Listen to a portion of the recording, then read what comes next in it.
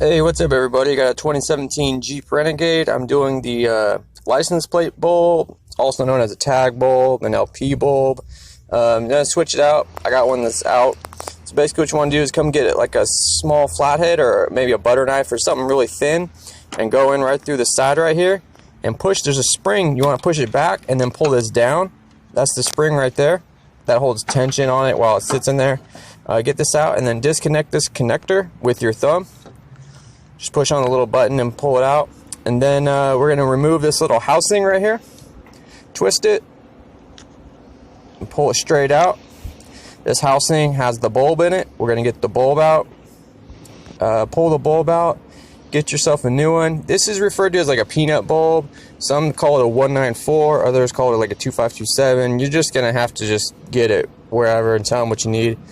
Just tell them you need the license plate bulb. Anyways, put it back in the housing. Put the housing back in.